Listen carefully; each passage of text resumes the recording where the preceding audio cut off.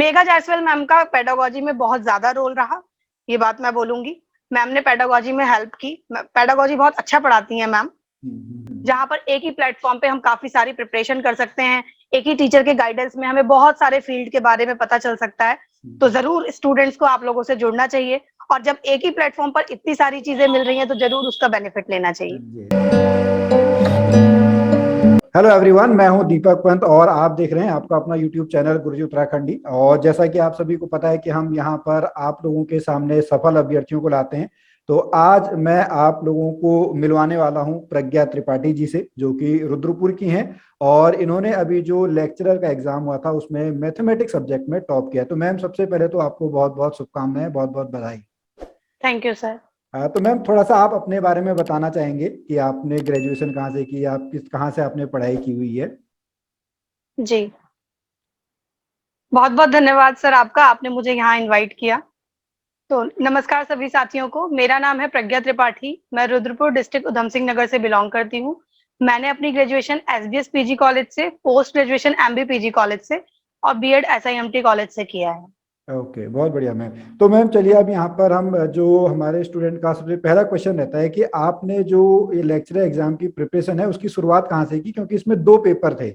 एक पहला आपका प्री जी लेवल का था, दूसरा आपका मेंस जो सब्जेक्ट का है वो पेपर था। तो पहले जी आपने दोनों की तैयारी साथ साथ शुरू की कि पहले आपने केवल प्री पे ध्यान दिया था, उसके बाद फिर मेंस पे आपने ध्यान दिया। जी सर। तो बात ये थी कि जैसा कि मुझे स्टार्टिंग से ही टीचिंग लाइन में जाना था, बहुत ज्यादा मैं इस चीज को लेकर श्योर थी कि मुझे जाना ही टीचिंग लाइन में है। तो हम्म। होता ये था, जैसे कि मैं नाइन्थ क्लास से बात करूं, यानी कि जब मैं नाइन्थ क्लास में थी, तो जैसा कि नाइन्थ क्लास में 5 सब्जेक्ट थे। हिंदी हो गया, इंग्लिश हो गया, एसएसटी, साइंस और मैथ्स। तो जो सबसे ज्यादा इंटरेस्ट था वो मैथ्स साइंस में था। तो जब हम 10th में गए, लेकिन एसएसटी बिल्कुल पसंद नहीं थी, बिल्कुल भी समझ नहीं आती थी। तो अक्सर जब भी हम अपने टीचर से डिस्कस करते थे कि सर एसएसटी तो बिल्कुल अच्छी नहीं लगती, या मैम एसएसटी बिल्कुल अच्छी नहीं लगती, तो मैम लोग यही बताते थे कि कोई बात नहीं, आपकी तो मैथ्स अच्छी है, आप जब 11th 12th में जाकर मैथ्स ले लेंगे तो एसएसटी छूट जाएगी। तो बस एसएसटी को वहीं पर छोड़ दिया 10th के बाद, और सच में एसएसटी बिल्कुल पसंद नहीं थी।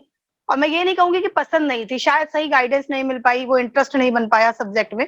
तो जब वो छूट गया सब्जेक्ट, तो वहीं छूट गया था 11th क्लास में। उसके बाद जब मैं काफी सारे टीचर्स के कांटेक्ट में रहती हूँ, हमेशा अक्सर मैं पूछती रहती थी कि कैसे हम टीचर बन सकते हैं उत्तराखंड में। जैसा कि आप जानते ही होंगे कि यूपी में अलग तरीके के पैटर्न से फॉर्म आते हैं, दिल्ली में अलग नाम है फॉर्म का, हमारे उत्तराखंड में अलग नाम है।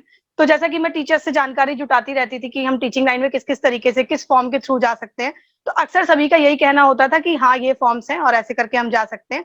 और अगर पेपर पैटर्न की बात की जाती थी तो मुझे यही पता चलता था हमेशा कि आपको कोई टेंशन नहीं लेनी है, आपको सिर्फ मैथ्स पढ़नी है, आपकी सिर्फ मैथ्स स्ट्रांग होनी चाहिए। तो मैंने किया भी यही कि जब मैथ्स की टीचर बनना था तो फिर स्टार्टिंग से ही अपना डिसाइडेड था कि बीएससी करनी है, एमएससी करनी है, बीएड करना है। तो तीनों में मैथ्स को ही फोकस करते हुए चले। और जब 2020 में जब मेरा बीएड कंप्लीट हो गया, मेरी डेट ऑफ बर्थ है 1996, 2020 में जब बीएड कंप्लीट हुआ और जब पेपर पैटर्न का पता लगा कि इसमें तो प्री जैसी कोई चीज होती है, तो ऐसा लगा कि जो सपना इतने टाइम से देख रखा था वो पूरा भी हो पाएगा या नहीं। तो फिर डर था उस चीज का, और उस टाइम उन दिनों कंफ्यूजन चल रही थी कि प्री होगा या नहीं होगा, फिर मेंस होगा। पर एक पॉजिटिविटी इस बात की थी कि कोई बात नहीं, अगर लेक्चरर में नहीं भी हो पाया तो दूसरा ऑप्शन एलटी का है, मैं एलटी में मेहनत करूंगी, मैंने ऐसा सोचा था। और तो उसके बाद जब प्री का फिर फाइनल हो गया कि अब प्री का एग्जाम होना ही है, तो मेरी तो वही सिचुएशन थी जिसने 10th से ही एसएसटी को छोड़ दिया और कभी मुड़ के देखा ही नहीं, कभी कोई प्रिपरेशन ही नहीं की एसएसटी से रिलेटेड। तो जब सिलेबस देखा तो मुझे बहुत ज्यादा मेरा मोरल डाउन हो गया, मैंने सोचा अब शायद ये पॉसिबल नहीं है जा पाना। फिर मेरे एक मन ने मुझसे ये भी कहा कि मैं एलटी की तैयारी पे फोकस करती हूँ और लेक्चरर स्किप कर देती हूँ। फिर मेरे दूसरे मन ने ये भी कहा कि जब जाना मुझे इस लाइन में है तो क्या मैं एलटी रहूंगी हमेशा, कभी तो मुझे लेक्चरर पद पे जाना पड़ेगा। और प्रमोशन से क्या पता मैं कितने साल में जाऊं, और मेरा सब्जेक्ट अच्छा है तो मैं जल्दी जा सकती हूँ, तो मुझे कोशिश करनी चाहिए। तो मैंने सोचा कभी ना कभी तो मुझे इससे गो थ्रू होना पड़ेगा। तो फिर मैंने जब सिलेबस उठाया और देखा कि उसमें उत्तराखंड की जीके और वैसे अदर जीके आनी है, और हिंदी भी आनी है, पेडागोजी आनी है, मैथ्स आनी है, तो मैंने अपनी तरफ से कोशिश करी, बस खुद को समझाया कि मैं मैथ्स को 100% प्रिपेयर कर लेती हूँ, हिंदी को और पेडागोजी को, फिर देखते हैं जीके में मैं कितना कर सकती हूँ। फिर जैसे कुछ कोचिंग से आइडिया मिला कि 100 या 120 के अप्रॉक्स अगर आप मार्क्स ले आते हैं तो आप प्री में श्योर हो जाएंगे। तो मैंने क्या किया उस टाइम पे, यही सोचा कि जो जिसमें मैं अच्छा कर सकती हूँ, जिन सब्जेक्ट में मैं कंफर्टेबल हूँ, उसमें मैंने अपना 100% दिया। और जिसमें मैं नहीं कर सकती, जैसे कि मेरा जीके या फिर उत्तराखंड जीके बहुत वीक था, तो उस पर मैंने कंपैरेटिवली कम फोकस किया। तो इस तरीके से इस स्ट्रेटेजी से मैंने प्री क्वालिफाई कर लिया था। जी जी, बहुत बढ़िया मैम। चलिए, मतलब आपने देखिए स्टूडेंट, यहाँ पे मैम ने बताया कि जो भी आपका स्ट्रेंथ हो, जो भी आपके स्ट्रॉन्ग पॉइंट्स हो, उस पर आप अधिक ध्यान दें, क्योंकि हमको यहाँ पे 100 में से 100 मार्क्स लेके नहीं आने, बल्कि हमको मेरिट में आना है। ये बहुत बढ़िया बताया जी मैम सर। आपने। तो इसमें आपने कौन कौन सी बुक्स इसमें फॉलो करी थी? बुक्स की अगर मैं बात करूं तो सर हिंदी के लिए तो मैंने लुसेंट हिंदी को फॉलो किया था। हम्म और मैं हमेशा से एक बात पे भरोसा करती हूँ कि जो ये कंपटीशन के लिए बुक्स बनी होती हैं, इनको करना चाहिए, ये बेनिफिशियल है, क्योंकि कंपटीशन इतना बढ़ चुका है। लेकिन इससे पहले हमें वो बुक्स जो कि हमारे स्कूल की बुक्स हैं या इनसे रिलेटेड जो हमारे कॉलेज की बुक्स हैं, हमें उन्हें पहले फॉलो करना चाहिए। तो जैसे कि मैंने जब अपनी सीटेट की भी प्रिपरेशन की थी, वहां हिंदी की जरूरत पड़ी थी, क्योंकि हिंदी इंग्लिश सब्जेक्ट भी 12th के बाद छूट जाते हैं साइंस वालों के लिए। तो मैंने वहां भी शुरुआत अपनी टेट के एग्जाम के लिए, जब मैंने हिंदी की प्रिपरेशन स्टार्ट की थी, तो वो भी मैंने 7th 8th की हिंदी से उठाई थी पहले। 7th 8th की कुछ इंग्लिश मीडियम की बुक कलेक्ट कर ली बच्चों से लेकर, या फिर कुछ हिंदी मीडियम्स की भी बुक कलेक्ट कर ली। जब वो हो गया, थोड़ा ग्रामर का पार्ट जब वो हो गया, तो फिर एक बार कंपटीशन की लूसेंट उठाकर देख ली। तो इस तरीके से हिंदी प्रिपेयर की। मैथ्स सब्जेक्ट मेरा अच्छा रहा है शुरू से, तो मैथ्स में मुझे बहुत ज्यादा ध्यान नहीं देना पड़ा, वो मैंने अपने अकॉर्डिंग ही कर लिया था।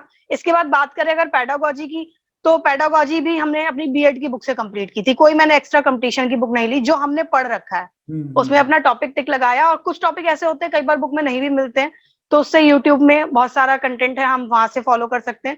इसके बाद अगर मैं बात करूं उत्तराखंड की, तो उसके लिए मैंने परीक्षा वाणी फॉलो किया था, क्योंकि एक बार पहले मैंने जब डीएलएड का फॉर्म फिल किया था, तो मैं परीक्षा वाणी थोड़ी बहुत मैंने पढ़ी थी।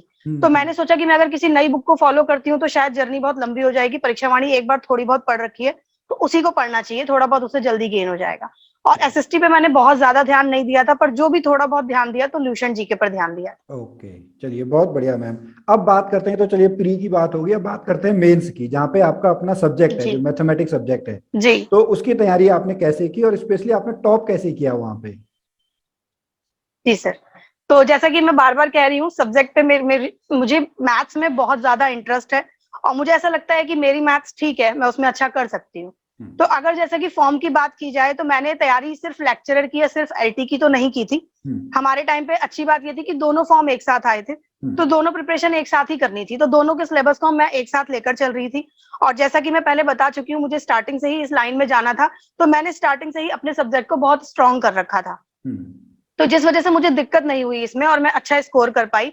और अगर मैं बात तैयारी की करूं, तो पहले मैंने एलटी के और लेक्चरर के सिलेबस को एक साथ रखा, और मैंने ये देखा इसमें कॉमन चीजें क्या हैं। तो पहले जो दोनों के लिए कॉमन थी, मैंने उसे स्टार्ट करा, उसे प्रिपेयर किया। उसके बाद पहले जिसका एग्जाम है उसको कंप्लीट किया, फिर बाद में जिसका एग्जाम है उसे बाद में कंप्लीट किया। और इसमें मेरी क्या स्ट्रेटेजी रही, तो इसके बारे में मैं अगर बताऊं, तो मैं फिर से मेरा वही कहना है कि कोई एक्स्ट्रा बुक, कोई कंपटीशन की बुक अगर हम ले लेते हैं, तो हम सिलेबस से डर जाते हैं। कुछ क्वेश्चंस बहुत बेफिजूल होते हैं, जिनका सच में कोई मीनिंग नहीं होता, वो बहुत ज्यादा टाइम टेकिंग होते हैं। और एग्जाम में अक्सर ऐसे 5-10 क्वेश्चन या 20 क्वेश्चन हमेशा ऐसे डाले जाते हैं, ये भी चेक किया जाता है कि कहीं कि आपको अच्छे से नॉलेज है या नहीं, कि ये क्वेश्चन कंपटीशन में अटेम्प्ट करने लायक है या कंपटीशन में छोड़ने लायक है। तो मैं अगर अपनी बात करूं, तो मैंने अपनी प्रिपरेशन एनसीईआरटी से स्टार्ट की थी। एनसीईआरटी जब मेरी पूरी अच्छी तरीके से, एनसीईआरटी भी मैंने सिर्फ एक बार नहीं की। एनसीईआरटी जब मैंने की होगी, तो स्टार्टिंग से, जब से मैं वैसे 9th से ही प्रिपरेशन में हूँ, मुझे हमेशा ये पता था कि मैं आज जो भी पढ़ रही हूँ, कल के दिन मुझे इसका कंपटीशन देकर अपना सिलेक्शन लेना है। तो मैं चीजों को थोड़ा अच्छे तरीके से ही पढ़ती थी स्टार्टिंग से ही। उसके बाद जब मैंने अपनी प्रिपरेशन की, तो मैंने एनसीईआरटी को कई बार किया होगा। हालांकि ऐसा हो गया था फिर कि जब मैं क्वेश्चन देखती थी, तो मुझे पता चल जाता था कि किस एक्सरसाइज का क्वेश्चन है। ओके। और उसके बाद फिर मैंने एनसीईआरटी एग्जाम्पलर के क्वेश्चंस को किया, और क्वेश्चंस का लेवल काफी अच्छा है। जो भी कैंडिडेट लेक्चरर की या एलटी की प्रिपरेशन करना चाहते हैं, उनको एनसीईआरटी एग्जाम्पलर पर फोकस करना चाहिए। एनसीईआरटी एग्जाम्पलर ऐसी बुक है, स्कूल में तो ये बुक चलती नहीं है, और जब हम कंपटीशन की फील्ड में आ जाते हैं, तो ज्यादा पता नहीं क्यों लोग इन्हें प्रेफरेंस नहीं देते। लेकिन मैंने अपने टाइम पे, मैंने खुद से ही, जब मुझे पता चला एनसीईआरटी एग्जाम्पलर जैसी कोई बुक है, और जब मैंने उस बुक को खोला, उसके क्वेश्चन करना स्टार्ट किए, तो क्वेश्चन बहुत अच्छे थे, बेसिक से जुड़े हुए क्वेश्चन थे, परेशान करने वाले क्वेश्चन उसमें बिल्कुल नहीं थे। और मैंने एक चीज देखी कि लेक्चरर के एग्जाम में question as it is NCERT exemplar से आए हुए भी हैं। उसके बाद फिर मैंने जब इतनी प्रिपरेशन की, तो उसके बाद मुझे लगा और कोई बुक फॉलो करनी चाहिए। तो फिर मैंने यूथ कंपटीशन की बुक को फॉलो किया था, जिसमें मिस्टेक्स हैं, लेकिन क्वेश्चंस का कलेक्शन अच्छा है। जब हम इतना पढ़ लेते हैं, तो हमें खुद इतना आइडिया लग जाता है कि ये क्वेश्चन में मिस्टेक है क्या, तो उसे हम खुद भी करेक्ट कर सकते हैं। ओके, चलिए बहुत बढ़िया मैम। अब मैम, जैसे यहाँ पर आप एलटी की बात करें, तो आपका लेक्चरर के अलावा भी और कौन कौन से एग्जाम्स निकले हुए हैं, थोड़ा सा आप उस बारे में बताएंगी? जी सर, मेरा लेक्चरर का एग्जाम क्वालिफाई हुआ है, एलटी का एग्जाम क्वालिफाई हुआ है और मैंने डी++ टीजीटी का एग्जाम भी क्वालिफाई किया है। ओके, वो भी और साथ मैंने साथ अपनी में। एलटी की प्रिपरेशन के बारे में मैंने नहीं बताया। ये जो मैंने स्ट्रेटेजी आपको बताई, एनसीईआरटी एग्जाम्पलर और यूथ कंपटीशन, इतना तो लेक्चरर की मेंस के लिए एनफ था।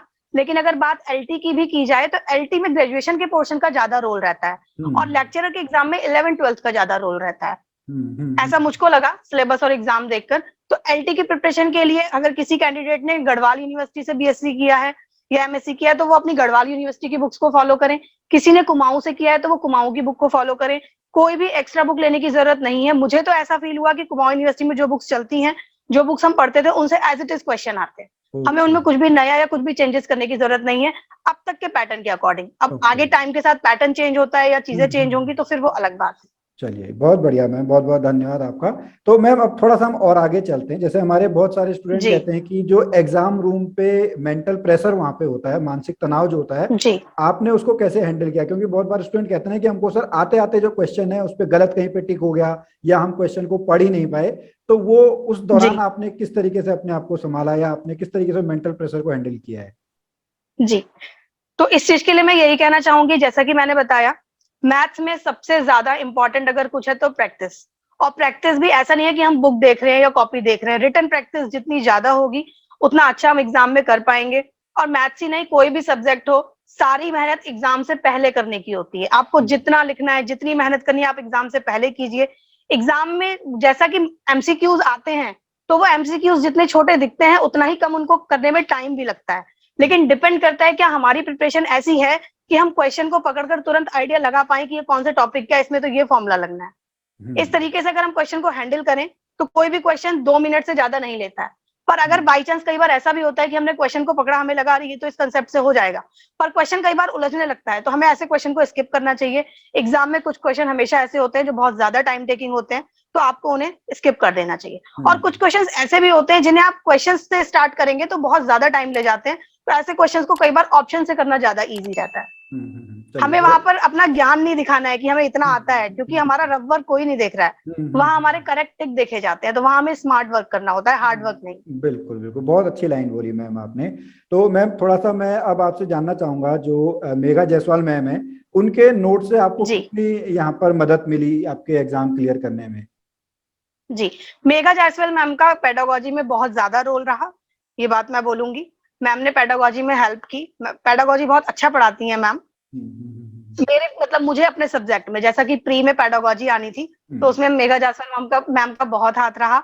और अगर मैं आपके चैनल की भी बात करूं तो आपके पास मैंने देखा है बहुत बड़ा स्टाफ है, अप्रोक्स 20 टीचर्स का स्टाफ है, जहां पर एक ही प्लेटफॉर्म पे हम काफी सारी प्रिपरेशन कर सकते हैं। एक ही टीचर के गाइडेंस में हमें बहुत सारे फील्ड के बारे में पता चल सकता है। तो जरूर स्टूडेंट्स को आप लोगों से जुड़ना चाहिए, और जब एक ही प्लेटफॉर्म पर इतनी सारी चीजें मिल रही हैं तो जरूर उसका बेनिफिट लेना चाहिए। जी, थैंक यू मैम। तो मैम अब यहाँ पे आपने नोट्स वगैरह भी बनाए थे, जैसे मैथमेटिक्स में लोग कहते हैं कि नोट्स नहीं होते हैं, तो क्या मैथमेटिक्स में नोट्स में कुछ इंपॉर्टेंस है? जी सर, तो जैसे कि मैं आपको बता ही रही हूँ कि प्रिपरेशन हमको अपनी उन बुक से करनी है जो हम पढ़ते हैं, एनसीईआरटी ग्रेजुएशन की बुक्स, एनसीईआरटी एग्जाम्पलर। तो वहां तो हमें सिर्फ क्वेश्चन सॉल्व करने हैं। अगर मैथ्स में नोट्स बनाने हैं तो आप इंपॉर्टेंट फॉर्मूले के नोट बना सकते हैं। कुछ टिप्स होती है, कुछ ट्रिक्स होती हैं, वो हम बना सकते हैं। लेकिन मैंने एक चीज फॉलो की और वो बहुत बेनिफिशियल भी रही, कि जब हम एग्जाम की प्रिपरेशन कर रहे होते हैं, स्टार्टिंग में बहुत सारा कंटेंट हमें लगता है कि है, पर जैसे जैसे हम प्रैक्टिस करते जाते हैं, उसमें एक्सपर्ट होते जाते हैं, तो लास्ट तक क्या होता है, मेरे पास भी ऐसा नोट्स का कलेक्शन है। लास्ट तक क्या होता है कि वो पूरी 10-12 किताबें, कुल 10-12 पेज में हम इकट्ठा कर सकते हैं, जिसे कि बार बार रिवाइज करने में बहुत हेल्प मिलती है। तो मैंने एलटी के और लेक्चरर दोनों एग्जाम्स में मैंने ऐसा किया था कि अपनी जितनी प्रिपरेशन थी उसको मैंने 10 से 15 पेज में कलेक्ट कर लिया था। उसके बाद एग्जाम से पहले कुछ भी एक्स्ट्रा नहीं पढ़ना है, उन्हीं को बार बार 4-5 बार रिवाइज कर लिया और उससे बहुत हेल्प मिली। चलिए, बहुत अच्छा मैम। तो मैम अगर हम एक लाइन में जानना चाहें कि आपकी सफलता का राज क्या है, तो वो क्या होगा? Dedication and hard work. Okay, thank you ma'am. चलिए मैम, अब हम थोड़ा सा यहाँ पे एक रैपिड फायर यहाँ पे हमारा राउंड होता है, जिसमें हम आपसे ऑप्शंस देंगे, तो वहाँ पे आपको बताना है। तो आपके पास जैसे ऑप्शन है, आप कोचिंग पे बिलीव करती हैं कि सेल्फ लर्निंग में बिलीव करती हैं? मैं दोनों पे बिलीव करती हूँ।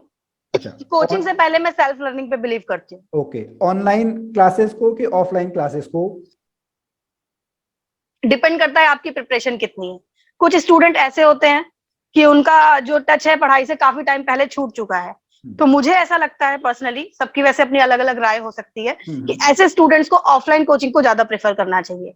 और कुछ स्टूडेंट ऐसे होते हैं जिन्हें कुछ ही गाइडेंस की जरूरत है, तो फिर मेरे हिसाब से ऑनलाइन कोचिंग ज्यादा बेटर है। ओके, आप मॉर्निंग पर्सन है कि लेट नाइट पर्सन है? मॉर्निंग में पढ़ना पसंद करते हैं? Morning person. मॉर्निंग पर्सन है। और उत्तराखंड में आपकी पसंदीदा जगह कौन सी है जो घूमने वाली जगह है? जागेश्वर। ओके मैम, एक क्वेश्चन और, जैसे आप अब लेक्चरर बनी गई हैं, तो उत्तराखंड की शिक्षा व्यवस्था में आप क्या सुधार करना चाहेंगी एज ए लेक्चरर? मेरी कोशिश रहेगी कि जैसा कि बच्चा स्कूल जाता है, स्कूल में 8 से 10 घंटे देता है, तो उस टाइम में उसको इतना आउटपुट भी मिले। मैं देख रही हूँ कितना रिटर्न वर्क बच्चों को करना होता है, कि जैसे मेरी भी सोच यही है कि अगर जैसे मेरी पहाड़ों में पोस्टिंग हो जाती है तो मैं अपने बच्चों को कहाँ पढ़ाऊंगी। तो मैंने ऐसा सोच रखा है कि मैं उन्हें अपने ही स्कूल में पढ़ाऊंगी, और जब बच्चों को पढ़ाना ही ट्यूशन से है तो मैं उन्हें खुद ही पढ़ा दूंगी स्कूल में, इतना कि उनको किसी एक्स्ट्रा ट्यूशन की जरूरत ना पड़े। ओके, बहुत बहुत अच्छा मैम, बहुत बढ़िया। तो चलिए मैम, लास्ट में आपका बहुत बहुत धन्यवाद। और लास्ट में एक क्वेश्चन और, जो तैयारी कर रहे हैं इस समय जो स्टूडेंट हैं, उनको आप एक संदेश क्या देना चाहेंगी? मैं उनको यही संदेश देना चाहूंगी, देखिए 2 तरीके के लोग होते हैं, कुछ लोग आपको मोटिवेट करेंगे और कुछ लोग आपको डिमोटिवेट करेंगे। ऐसा कुछ नहीं है कि धांधली होती है, ऐसा कुछ नहीं है कि सिस्टम में प्रॉब्लम है, ऐसा कुछ नहीं है कि वैकेंसी नहीं आती। आप तैयारी कीजिए, हार्ड वर्क कीजिए, मेहनत कीजिए। अगर आप अपनी जगह ठीक हैं और अगर आप तैयारी कर रहे हैं और सच में आप उस चीज को पाना चाहते हैं, तो आप लाइफ में जरूर सक्सेस होंगे। और बाकी तो लोग आते रहते हैं और कहते रहते हैं, पर हमारा काम है कि हमको क्या करना है, क्या हम अपने एम के लिए उतना सीरियस हैं। बहुत अच्छा मैम, चलिए बहुत बहुत धन्यवाद आपका, और आपके भविष्य के लिए आपको बहुत बहुत शुभकामनाएं। Thank you sir. तो चलिए स्टूडेंट, आपको आज का यह वीडियो कैसा लगा आप हमें जरूर बताइएगा, और प्रज्ञा मैम के आपको सक्सेस सीक्रेट कैसे लगे ये भी आप हमें कमेंट में बता सकते हैं। हम मिलते हैं फिर एक नए सफल अभ्यर्थी के साथ, तब तक के लिए जय भारत, जय उत्तराखंड।